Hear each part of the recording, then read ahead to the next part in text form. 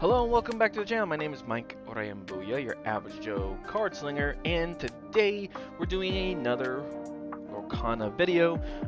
As of time of this video and recording, the new Archasia Island set is coming out for Lorcana, and so I've been kind of focusing on building decks that will hopefully can be blended into the new dual colors that we are getting. And one of the new dual colors we are getting is a Emerald Steel featuring Mr. Smee as a captain pirate. So for today's video, I'm doing another pirate theme deck. So let's hop over to Dreamborn and let's take a look at what concoction I've created this time.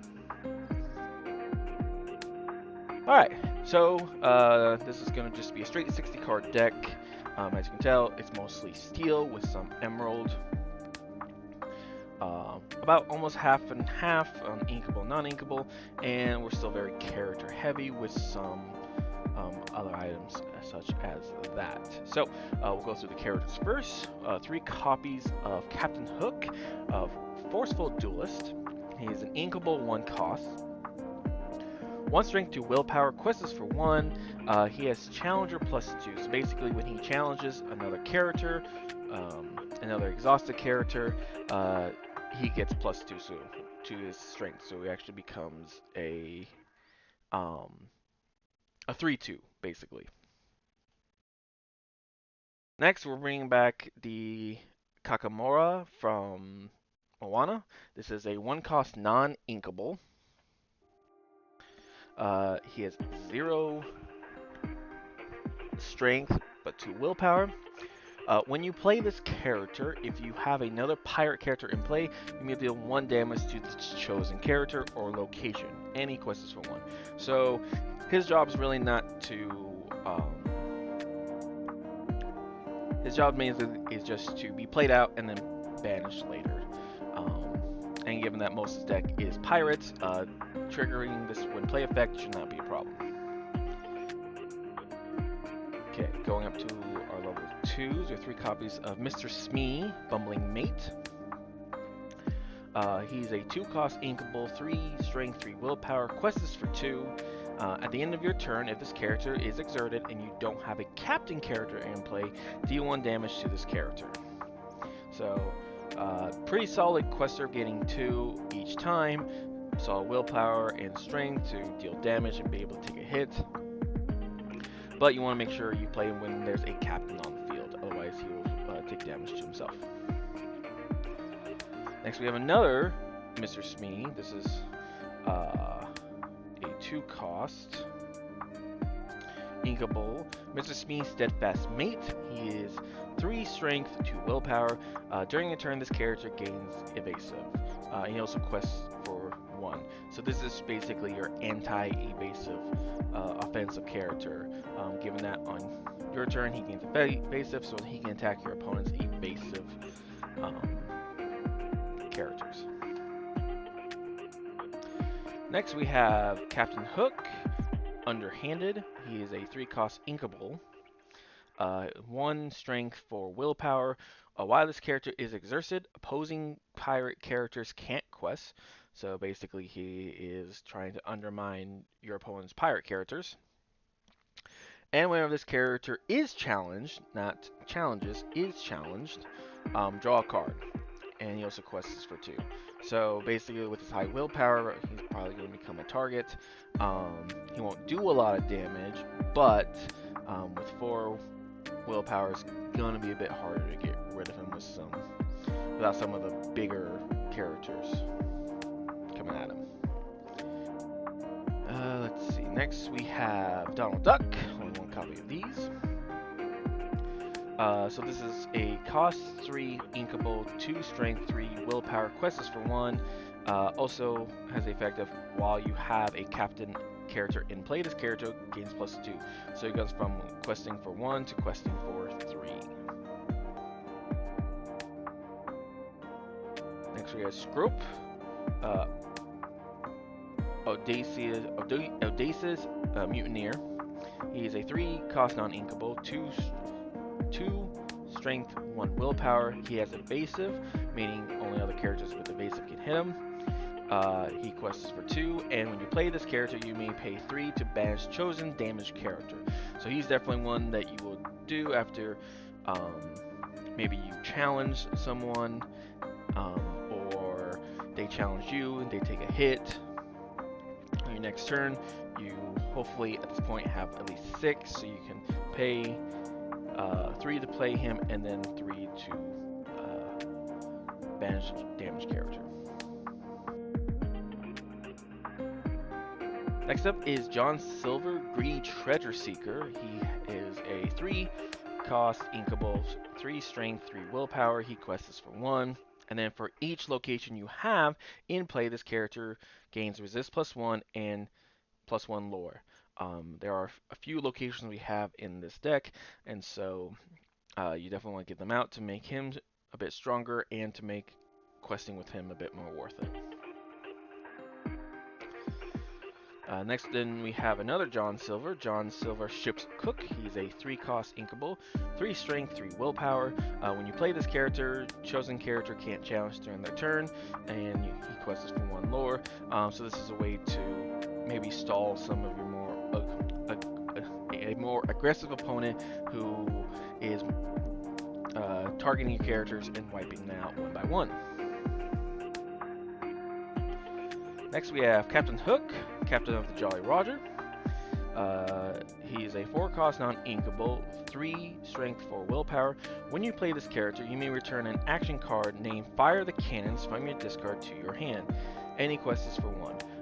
So Fire the Cannons is a damage dealing card to characters. So this way you can use them, play out this Captain Hook, and get it back. That way you can use it again later down, and not run out of kind of the easy damage there. Next we have Donald Duck Buccaneer. He is a 4-cost inkable, 3 strength, 4 willpower. During this turn, whenever this character banishes a character in the challenge, your other characters gain +1 for this turn. So basically you want to use him as your more offensive character to take out some of your opponents that maybe you damage through actions like Fire the Cannons or an item we'll talk about later, and that way then you can quest with the rest of your characters at a higher value. Definitely a good card to use for that. Next we have Captain Hook, Think of a Happy Thought. This is a 5-cost non-inkable, 2 strength, 5 willpower. If you already have a Captain Hook on the field, you can only pay 3 to do a shift 3 on top of that hook. Shift basically allows your characters to, similar to like Digivolving or Evolving in Pokemon, you place this card on top, except for on like Digimon there's no inheritables, so it's more like Pokemon to where you stack them up. He also has Challenger +3, so when he challenges a character, he goes up to a 5/5. And this character with 3 costs or with 3 costs or less can't challenge this character. So basically what it's saying is that you can challenge whatever characters you want, but when your opponent's turn, their characters have to at least have cost of 4 or higher to challenge him. So someone maybe the more powerhouse characters that are on the cheaper end can't challenge him because he's put that restriction on them. Next we have Mullins, Seasoned Seamate. He is a 5-cost inkable, 6 strength, 4 willpower. While you have a character named Mr. Smee in play, this character gains resist +1, and he quests for 1. This is a very good offensive card to have, as not only he can deal a lot of damage and take out a lot of locations and characters with 1 shot, but with the resist, he will take 1 less damage. So even if you go against a character that will do 4 damage to you, it will only do 3 thanks to resist, and he'll stay on the field, though only with 1 health.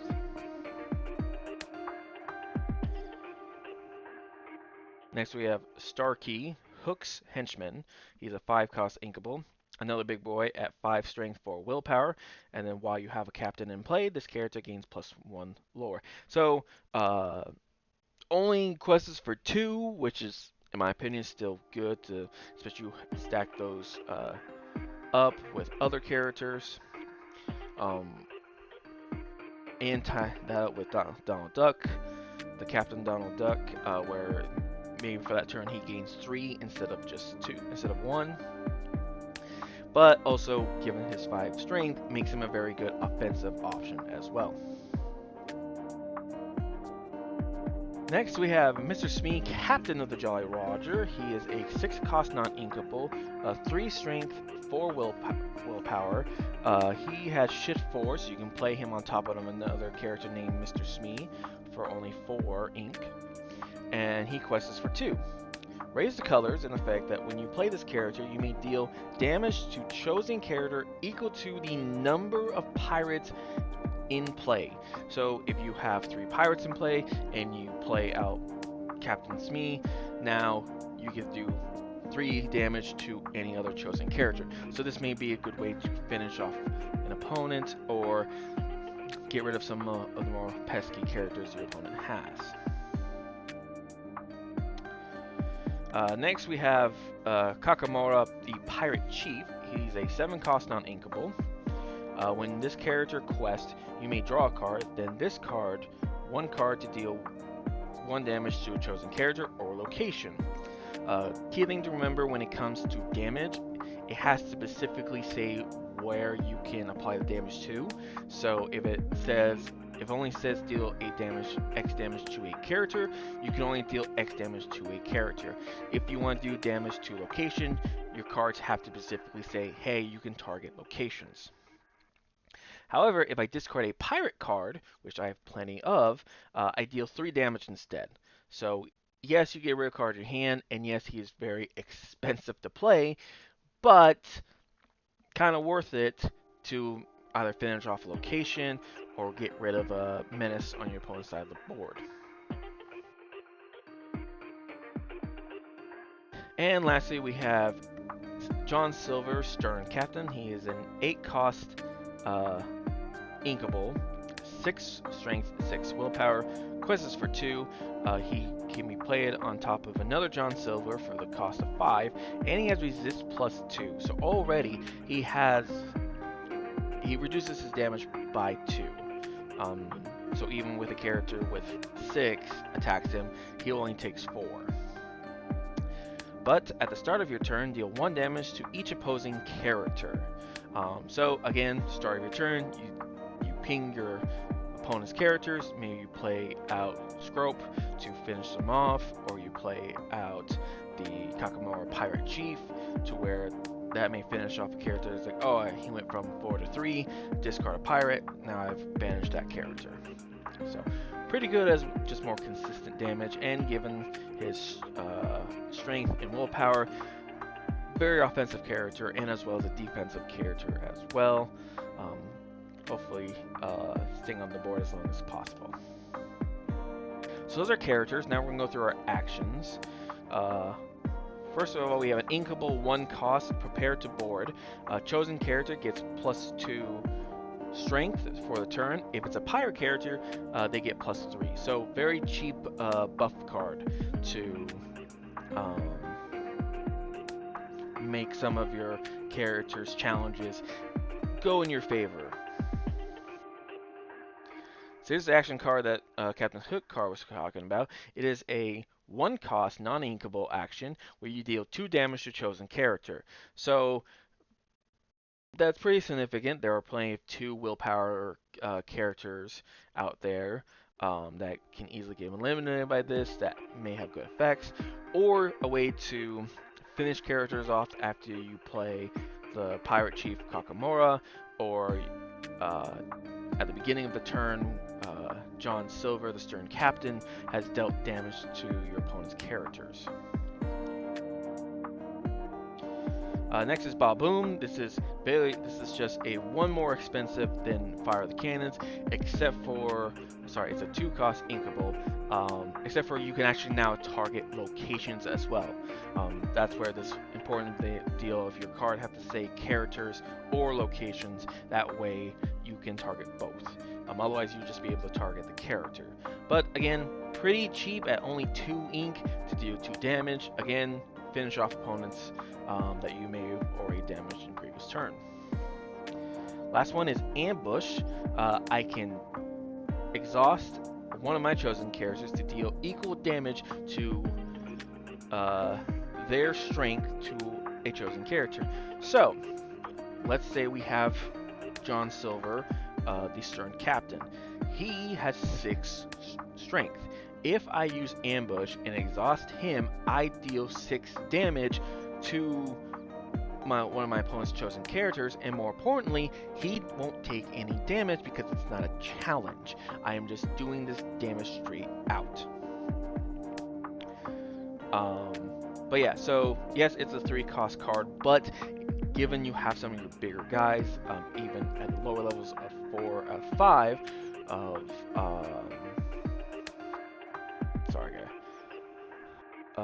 Mullins and Starkey, they're right there. You deal 5 damage with Ambush, even with cards like John Silver, 3 damage. Still a good amount of damage to do to someone's character. It can either wipe them out or make them extremely weak to a challenge to where you'll survive, but they maybe one of their cards to get effect off of is now off the board. Next is items. First we have Dr. Fachelier's cards. Basically you exhaust this and you pay 1 less for the next action card you play. So this would basically make Fire the Cannons free. This would make Prepare to Board free. So you get to just exhaust that card, and then you gotta wait to buff your character and deal damage for free. This lowers Boom to 1 and then Ambush to 2. So this makes your actions to maybe finish off or ping your opponent much cheaper. Next we have Captain Hook's Rapier. It is a 3-cost non-inkable item. During turn, whenever one of your character banishes another character in a challenge, I can pay 1 ink to draw a card. This also gives your character's name Captain Hook Challenger +1. So we have the Floodborn Captain Hook, which gains when he challenges +3. Let me double check to make sure. Yeah, so +3 at the Rapier, which will give him +4. So now your Captain Hook, thinking a happy thought, is a 6/5 swinging into your opponents. This also works well with the 1-cost Captain Hook. Yes, he has weaker willpower, but if you have Captain Hook's Rapier and you challenge with Captain Hook, he now gains 3, making him a 4/2. A bit more of a threat. Next up is the Map of Treasure Planet. I've used this in a previous pirate deck. This is a 3-cost inkable item. You exhaust it, you pay 1 less for the next location you play this turn, and then you also will pay 1 less to move characters to a location. So you get locations in your hand, you have this on your field, you tap it. Now you pay 1 less to get the location out. And of course, it makes moving characters to those locations much cheaper. And to wrap up the items, we have the RLS Legacy Cannons. This is a 3-cost non-inkable. You exhaust this and pay 2. You discard a card, deal 2 damage to chosen character or location. But yeah, so this is where more of your consistent damage will come from. Yes, you have to discard a card to do the damage, but I think that would be perfectly fine. Plus, you'll have some redraw to get that back into your hand. But dealing 2 damage, given some of the other ping damage we have, will definitely help finish off and hurt your opponent, hopefully. Alright, last up is the locations, and we have 3 different locations. 2 copies of Hidden Hidden Cove Tranquil Haven is a 1-cost inkable location. It only costs 1 to move and has 6 willpower. Characters get +1 strength and +1 willpower while here.